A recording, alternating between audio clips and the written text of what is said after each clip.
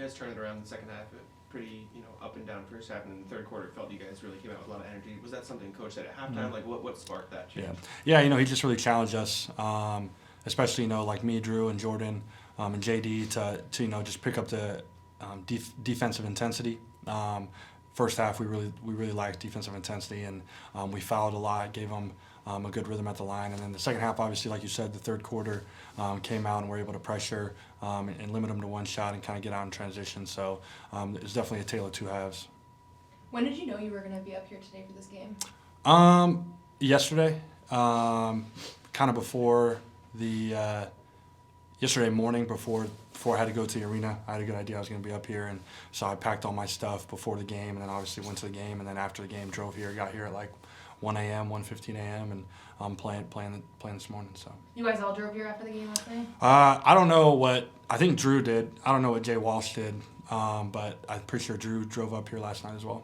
And how is it to go back and forth? Obviously, you've done that part of the season. Is it challenging to just be able to make sure you kind of know what your role is in both those places, the plays, the personnel, or do you feel like you kind of have a good grasp on switching gears? I think like the basketball part in terms of like your role and the personnel and what they're trying to call offensively, defensively is pretty good and easy to catch on. I think probably the biggest difficulty is just the rhythm of some days you might have an off day in Maine, but then you're suiting up in Boston, or you might have an off day in Boston, you come here and play in Maine. So kind of just getting that rhythm of, the guys up in Boston that stay in Boston, they might have an off day, then they play off day. So there's kind of a rhythm of what they like to do with their body, and with us, it's kind of just back and forth. And so I'd say that's probably the biggest challenge. Do you drive up yourself? Yeah, I drove up myself. Yeah, just because I'm pretty sure I'm going to be here for a few games in a couple weeks, and so I like to have my car up here. Well, I'm driving, right? So are you a podcast guy? I'm a music and podcast guy, or phone call.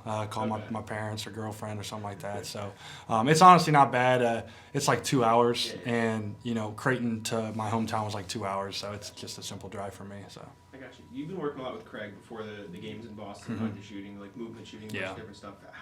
What has that progression been like? Was that something that you came in there like, all right, we want to move you up immediately, or was it they saw your shot and they're like, okay, let's progress a little further? How was that sort of work?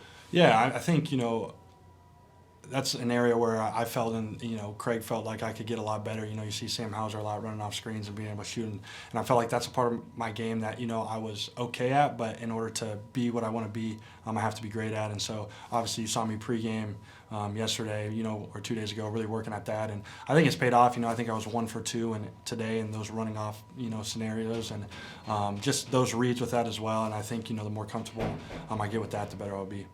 What part of your game right now do you feel like is the most NBA ready? Like what area are you most comfortable? Obviously shooting, I feel is very ready, and then even defensively, I feel very confident in my ability to guard. Even the minutes I got against Miami, I felt like my defense was up to par, if not better than what people probably expected, and so I feel very confident on that end of the floor to impact the game, and then rebounding as well.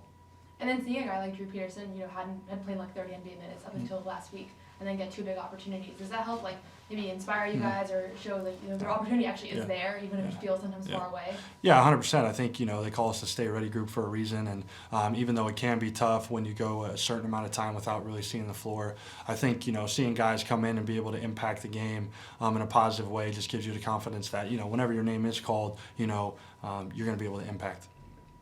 As a 3-point shooter, obviously you've gotten the chance to practice in Boston a lot. Derek White's a very unique shot blocker.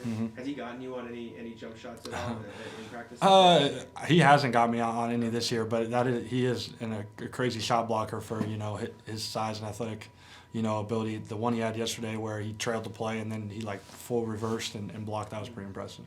As a 3-point shooter, what is it like going up against a guy like that? Because I feel like it's a pretty unique thing. Yeah, I think it just challenges you to work on getting off threes in a different, variety of ways, whether that's shot fake, sidestep, catch high, keep high, just reading the closeout. I think it challenges you to be creative. Thank you. Thanks, guys. Thank you, Billy. Yeah.